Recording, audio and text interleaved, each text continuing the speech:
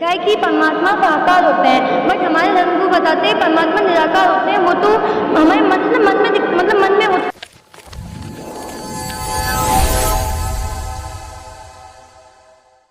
जी, परमात्मा साकार है, इसका प्रमाण है, सारे सदग्रंथों में ही इसका प्रमाण है। हमारे जितने भी धर्म गुरु हैं उन्होंने अधिकतर बताया कि परमात्मा निराकार होते हैं, लेकिन जितने भी सदग्रंथ है वो धर्म गुरु तो सदग्रंथों के आधार में बताते हैं परमात्मा निराकार है, पर धर्म ग्रंथ खुद कहते हैं कि परमात्मा साकार है। ऐसा है, गरीबदास जी महाराज जी ने बोला है कि खोजत खोजत था किया तो अंत कहा बेचूं। तो परमात्मा निराकार नहीं है, परमात्मा साकार है, सारे सदग्रंथों में इसका प्रमाण है। नमस्कार, आप देख रहे हैं हमारे आध्यात्मिक डिबेट चैनल पर आध्यात्मिक ज्ञान चर्चा। परमात्मा साकार है या निराकार, इस विषय पर चर्चा की जाएगी। दोनों पक्षों के बीच में एक तरफ है संत रामपाल जी महाराज जी के अनुयायी और दूसरी तरफ वो लोग हैं जो संत रामपाल जी महाराज जी के अनुयायी नहीं हैं। उनके सवाल यह है कि हमारे धर्म गुरु बताते हैं कि परमात्मा निराकार है, वह दिखाई नहीं देता है, उसकी अनुभूति मन में की जा सकती है। लेकिन वहीं एक तरफ संत रामपाल जी महाराज जी के शिष्य बता रहे हैं कि परमात्मा साकार है, चाहे शरीर है, मनुष्य दृश्य है और वह राजा के समान देखने योग्य है और सतलोक में रहता है। तो इस विषय पर पूरी चर्चा की जाएगी। आपको प्रमाण सहित दिखाया जाएगा परमात्मा सदग्रंथों के आधार पर साकार है या निराकार।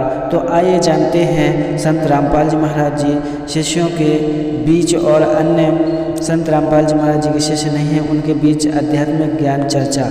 में एक क्वेश्चन आ रहा है कि इसमें लिखा है कि परमात्मा साकार होते हैं, बट हमारे धर्म गुरु बताते हैं परमात्मा निराकार होते हैं। वो तो हमारे मन में होते हैं, तो दिखते नहीं है परमात्मा। तो इसका भी क्या बोलना चाहेंगे? अच्छा जी, देखिए, इनका कहना है कि इनके जो धर्म गुरु हैं वो बताते हैं कि जो है परमात्मा निराकार है, लेकिन आपके संत रामपाल जी महाराज बताते हैं कि परमात्मा सहशरीर है, साकार है। इस विषय में आप लोग क्या कहेंगे?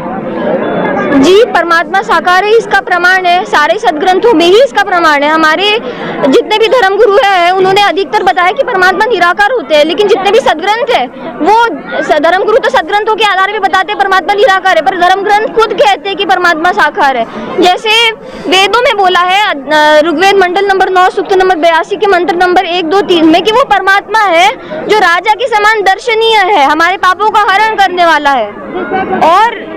और अनेक सदग्रंथों में इसका प्रमाण है, जैसे कि हमारी कुरान शरीफ हो गई, उसमें भी बोला है कि उस अल्लाह ने 6 दिन में सृष्टि रची और 7वें दिन तख्त पर जा विराजे। जो होली बाइबल है उसमें वो बोलते हैं कि परमात्मा ने अपने ही शरीर के अनुसार अपने आत्माओं को मनुष्यों को रचा। तो हमारे जैसे गरीबदास जी महाराज जी जिनको परमात्मा 10 वर्ष की आयु में मिले थे, उन्होंने अपनी वाणी में लिखा है कि हमरे ही हुनियार है, हमरा सिरजनहार। मतलब परमात्मा मनुष्य जैसे ही है। जैसे गुरु ग्रंथ साहिब में नानक जी ने परमात्मा को पूरा बताया है कि कैसे परमात्मा के नयन है, कैसे परमात्मा के बाल है। और जबकि सारे सिख धर्म के जितने भी लोग हैं वो मानते हैं कि परमात्मा निराकार है। तो ऐसा है, गरीबदास जी महाराज जी ने बोला है कि खोजत खोजत था किया तो अंत कहा बेचूं। तो परमात्मा निराकार नहीं है, परमात्मा साकार है, सारे सदग्रंथों में इसका प्रमाण है। आइए अब हम सदग्रंथों में प्रमाण देखते हैं परमात्मा साकार है या निराकार। अब परमात्मा कबीर जी अपनी सृष्टि रचना के बारे में जानकारी देंगे और एक धर्मदास नाम के उनके शिष्य थे, बांधवगढ़ के रहने वाले थे। वो उन वरिष्ठ आत्माओं में से थे, उन वर्णीय आत्माओं में थे जिनको परमात्मा आकर मिलते हैं। उसके लिए पहले थोड़ा सा संकेत आपको वेदों में देंगे, क्योंकि रात्रि में ये प्रोजेक्टर बहुत अच्छा काम करता है। और पुण्यात्माओं, यहाँ ये सारी व्यवस्था प्रभु ने आप पुण्यात्माओं के लिए करवाई है। इतना बड़ा सेट बनवाया अपने बच्चों के लिए, इनके ऊपर पंखे की व्यवस्था करवाई, प्रोजेक्टर का प्रबंध करवाया अपने बच्चों से, इसलिए कि आप जी परमात्मा से परिचित हो जाएं। एक बार आप परमात्मा से परिचित हो गए, फिर आपको मोक्ष में देर नहीं है। इतना आसान मार्ग है ये मोक्ष का। परमात्मा को पाना सबसे आसान कार्य है, सबसे आसान जॉब है। लेकिन परमात्मा पहचानना और जो साधना हम कर रहे हैं, ये विश्वास होना कि ये सत्य है, ये कठिन है। और इसको बहुत आसानी से हम हल कर सकते हैं इस प्रोजेक्टर के माध्यम से, और सदग्रंथ हमारे पास है। तो सबसे पहले आपको ये दिखाते हैं कि वो परमात्मा कैसी लीला किया करता है, वो कौन है, उसका वास्तविक नाम क्या है। और विशेषकर पवित्र हिंदू समाज, वैसे तो ये सदग्रंथ पवित्र चारों वेद, पवित्र गीता, श्रीमद् भगवत गीता, पवित्र 18 पुराण, ये किसी मजहब विशेष के सदग्रंथ नहीं हैं, लेकिन अनजानपने में इनको हिंदुओं के नाम कर रखा है, क्योंकि इन सदग्रंथों की रचना उस समय हुई थी जिस समय कोई भी धर्म नहीं था। एक वैदिक धर्म बोलते हैं, यही धर्म था, मानव धर्म समझो, और पूरा विश्व एक ही तरह की साधनाएं किया करता था। लगभग 5500 वर्ष पहले इन सदग्रंथों की रचना महर्षि व्यास जी द्वारा हुई थी। फिर भी हम ये सोचकर चलें कि ये हिंदुओं के ही सदग्रंथ हैं, तो पवित्र हिंदू समाज को तो इसका गर्व है कि हमारे सदग्रंथ पवित्र वेद, पवित्र गीता, पवित्र पुराण सत्य है। तो उन्हीं सदग्रंथों में जो यथार्थ ज्ञान लिखा हुआ है, और उसका आज तक भी हमें पता नहीं, जबकि हम जिनको गुरु मानते थे, महर्षि मानते थे, और वो संस्कृत भाषा के ज्ञाता भी थे, विद्वान कहलाते थे, वो भी इन सदग्रंथों को, वेदों को, गीता जी को समझ नहीं सके। पुण्यात्माओं, पवित्र चारों वेद और पवित्र श्रीमद् भगवत गीता ये गॉड गिवन स्पिरिचुअल नॉलेज है, ये परमात्मा का दिया हुआ आध्यात्मिक ज्ञान है। और रही बात पुराणों की या उपनिषदों की, ये किसी ऋषि विशेष की, देव विशेष की अपनी सोच, अपना अनुभव, लोक वेद सुना सुनाया ज्ञान है। हम इनको भी मुख्य मानते रहे, इनको भी आधार मानकर पवित्र हिंदू समाज परमात्मा को मानता है, जानता है। तो आज वो सदग्रंथ हमारे समक्ष हैं, उनमें जो यथार्थ ज्ञान लिखा हुआ है वो हम तक नहीं पहुंचा। इसका मुख्य कारण ये रहा कि हमारे जो गुरु थे वो टीचर ठीक नहीं थे, वो आध्यात्मिक गुरु ठीक नहीं थे, क्योंकि वो अपने सिलेबस से भी परिचित नहीं थे, और वो आज तक परमात्मा को निराकार बता रहे हैं। और वेदों का भी उस साथ में रेफरेंस देते हैं कि वेदों में परमात्मा को निराकार बताया है, वेदों में परमात्मा को सैकड़ों स्थानों पर साकार बताया है और नर आकार बताया है। कबीर परमेश्वर जी कहा करते थे कि वेद मेरा भेद है, मैं मिलूं वेदन से नाही, और जौन वेद से मैं मिलूं ये वेद जानते नहीं। ये चारों वेद मेरी ही महिमा का गुणगान कर रहे हैं, और इन वेदों में मेरे पाने की विधि नहीं है। इन चारों वेदों जौन से वेद से मैं मिलूं, वो पांचवा वेद सूक्ष्म वेद जो स्वयं परमेश्वर ने आकर के अपनी अमृत वाणी में, सच्चिदानंद घन ब्रह्म की वाणी में उल्लेख किया, उसको ये वेद जानते नहीं। उन वेदों में वो ज्ञान, इन चारों वेदों में ऋग्वेद, सामवेद, यजुर्वेद, अथर्ववेद, इन चार वेदों में पूर्ण परमात्मा के पाने की वे ऑफ वर्शिप नहीं है, पूजा की विधि नहीं है। इनमें केवल ब्रह्म तक की साधना, 500 यज्ञ, ओम नाम का जाप, यहाँ तक लिखा है। ये समझ लिए कि ये मैट्रिक तक का सिलेबस है, 10वीं तक का सिलेबस वेदों में है।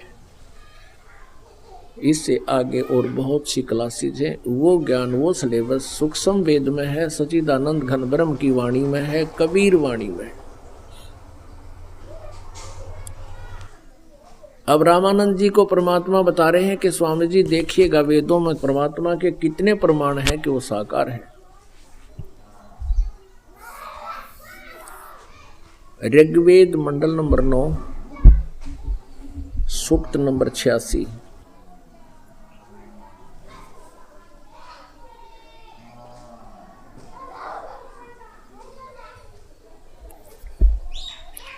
ये देखिएगा,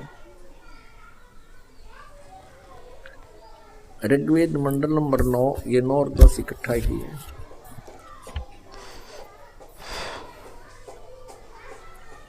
प्रकाशक हैं सार्वदेशिक आर्य प्रतिनिधि सभा, महर्षि दान भवन, रामलीला मैदान, नई दिल्ली। इनके फोन और फैक्स नंबर है। इन्होंने लिखा महर्षि दान सरस्वती कृत। मुद्रक है Prince offset printers, 1510 Pataudi house, Daryaganj, नई दिल्ली।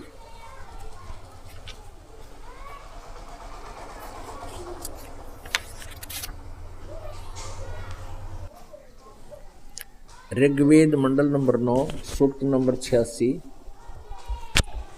और मंत्र नंबर 26। इसमें क्या लिखा है, इन्हीं का अनुवाद है। यज्ञ करने वाले यजमानों के लिए परमात्मा, यज्ञ माने धार्मिक अनुष्ठान करने वाले, यजमान माने भक्तों के लिए परमात्मा सब रास्तों को सुगम करता हुआ उनके विघ्नों को मर्दन करता है, उनके संकटों का नाश करता है, उनको पवित्र करता हुआ और अपने रूप को, अब साकार परमात्मा के देखना ढेर सारे प्रमाण, अपने रूप को साकार हुआ भगवान, सरल करता हुआ यानी हल्के तेज पुंज का बनाता है और वह कांति में परमात्मा। अब यहाँ इन्होंने कबीर को सर्वज्ञ लिख दिया है। यहाँ देखिए, ये है कबीर अत्यो, कबीर अत्यो, ये कबीर, हम इसको वह बोलते हैं, वह को कबीर। इन्होंने इसको अपसर्ग लगा दिया, इसको हम रे लगा के हलंत भी लगा सकते हैं अपसर्ग हटा करके, तो भी कोई व्याकरण त्रुटि नहीं। हम इसको कबीर साहब कहते हैं, कबीर देव, कबीर साहब, जैसे ये कबीर अतो, यहाँ कबीर अतो, और यहाँ देखो कबीर देव, देव माने परमात्मा और कबीर देव। ये देखिएगा, ये है ऋग्वेद मंडल नंबर 9, सूक्त नंबर 20, मंत्र नंबर 1 में ये स्पष्ट लिखा है कबीर देव। देव माने परमेश्वर और कबीर, हम कबीर देव कहने लगे, कबीर देव, कबीर साहब, हम वह को वह बोलते हैं। एक थोड़ा सा उदाहरण यहाँ देना पड़ेगा तब आसानी से हमारे समझ में आओगी। आपको दिखाते हैं।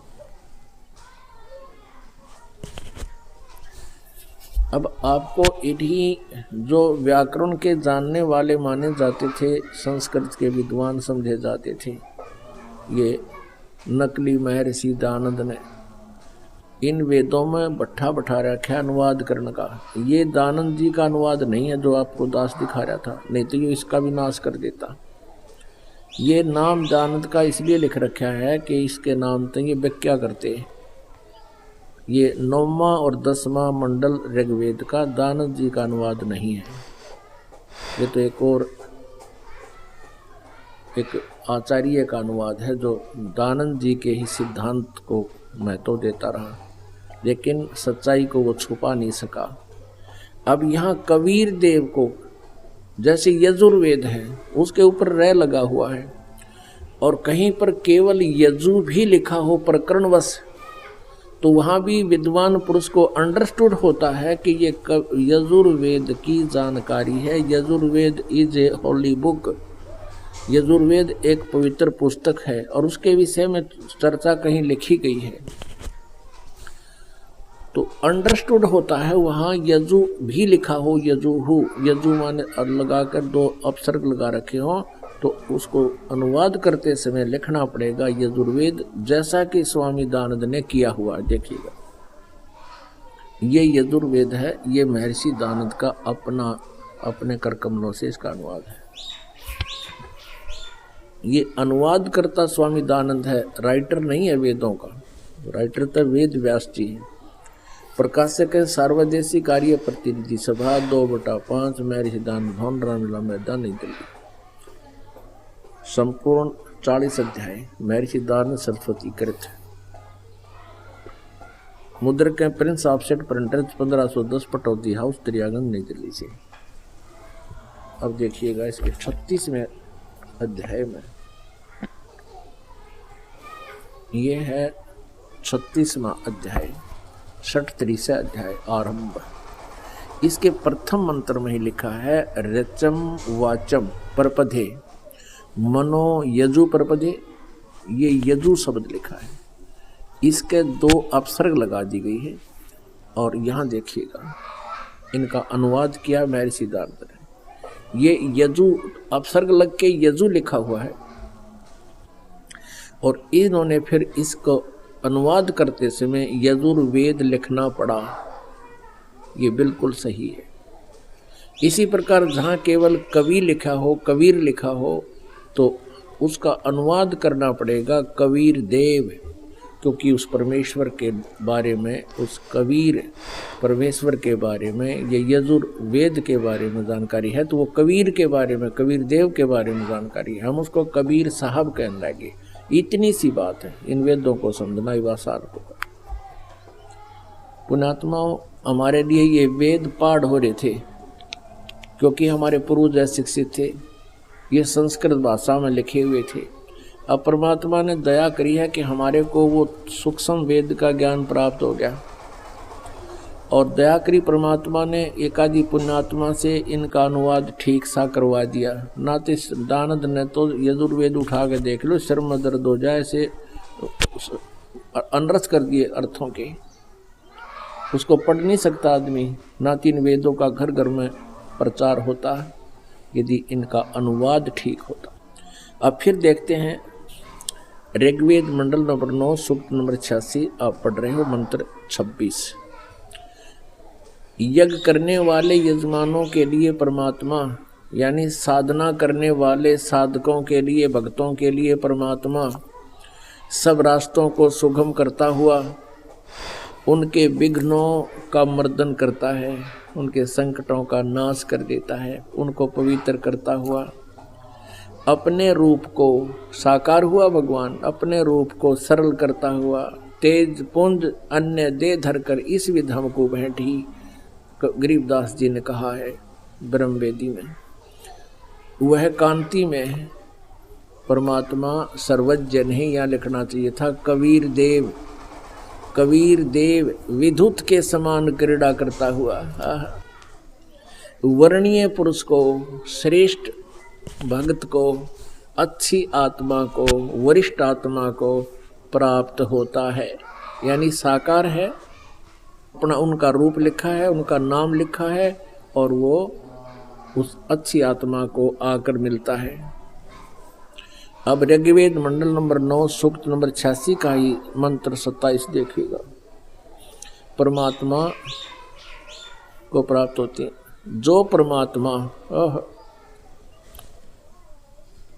परमात्मा ध्रुवलोक के तीसरे पृष्ठ पर विराजमान है। ध्रुवलोक कहते हैं वो तेजों में सवर ज्योति सतलोक, सतलोक के तीसरे पृष्ठ पर यानी सबसे ऊपर वाले स्थान पर परमात्मा कबीर देव जी विराजमान हैं। अब देखिएगा 82 का ऋग्वेद मंडल नंबर 9 अभी दिखाते हैं आप। ऋग्वेद मंडल नंबर 9 सूक्त नंबर 82 का मंत्र नंबर 1। इसमें कहा कि जो सर्व उत्पादक प्रभु यानी सबकी रचना करने वाला परमात्मा प्रकाश रूप, वैसे अरुष माने साकार होता है, प्रकाश रूप सद्गुणों की वृष्टि करने वाला, पापों का हरण करने वाला, वह राजा के समान, राजेव, राजेव माने राजा के समान, इन्हीं के शब्दों में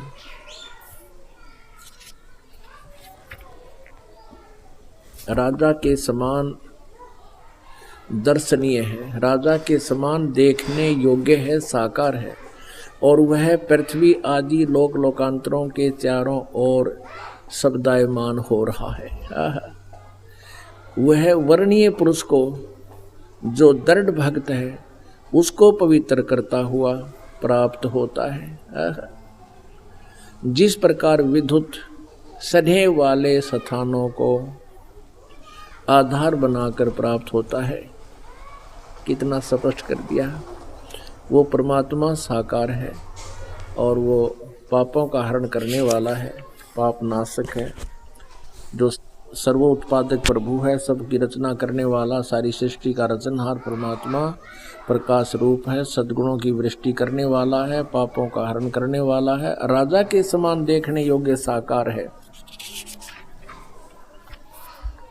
दर्शनीय है। और वह पृथ्वी आदि लोक लोकांतरों में चारों ओर शब्दायमान हो रहा है। वह वर्णीय पुरुष को जो अच्छी आत्मा है उसको दृढ़ भक्त को, जो दृढ़ भक्त है उसको पवित्र करता हुआ प्राप्त होता है।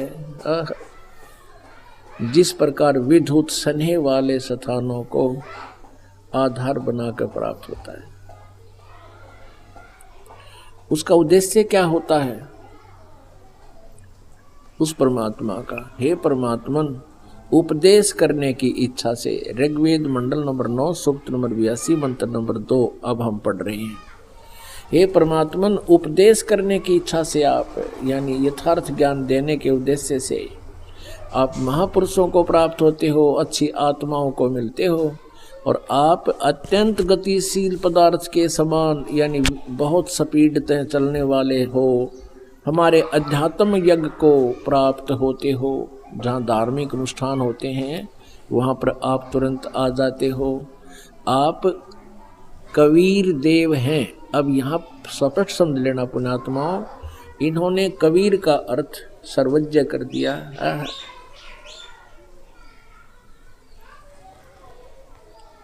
अब यहाँ देखिएगा, ये है कबीर वेधस्य, ये रे है ऊपर, ये कबीर वेधस्य, यहाँ कबीर शब्द है, इनका इस रे हटा दिया इन्होंने, जैसे सीधा ये लिख दिया। जहाँ पर अभी आपको दिखा था, जहाँ यजु भी लिखा है तो वो भी यजुर्वेद लिखना कंपलसरी होता है, तो यहाँ कवि ही लिखा है तो भी यहाँ लिखना था। आप कबीर देव हैं, हम उसको कबीर साहब कहने लगे, बस इतनी सी बात है।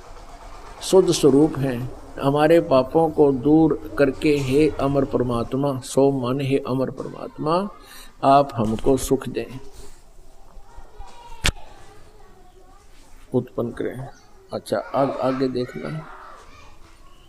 अब तीसरे में ऋग्वेद मंडल नंबर 9 सूक्त नंबर 82 मंत्र 3 में, पवित्र यज्ञों में रक्षा से आप प्राप्त होते हैं और पृथ्वी आदि लोक लोकांतरों में गति करते हुए चल कर आते हैं। गति करते हुए सर्वव्यापक नहीं, आप हैं। आप स्वयं गतिशील होकर, यानी चलकर विराजमान होते हैं। आप कैसे हैं? सबके तर्पक हैं, सबके रक्षक हैं, बड़े बड़े गतिशील पदार्थ के नियंता हैं, पृथ्वी आदि लोक लोकांतरों के केंद्र होकर सब पदार्थों में रक्षा उत्पन्न करते। ये यहाँ भी चल गए, यहाँ कोई और अर्थ बनेगा, लेकिन हम अपने उसको समझें कि वो परमात्मा स्वयं गतिशील होकर चलकर आता है और भक्तों को प्राप्त होते हैं, लोक लोकांतरों में वहाँ से चल कर आते हैं। अब पुण्यात्माओं, वेदों में कितनी बार लिखा है कि वो परमात्मा साकार है, और फिर भी हम अभी तक इसको निराकार कहते रहे। ये दोष पुण्यात्माओं का नहीं है, उन गुरुओं की नालायकी है जो इन सदग्रंथों को समझ नहीं सके। अब देखिएगा, ऋग्वेद मंडल नंबर 9 सूक्त नंबर 20 का मंत्र नंबर 1।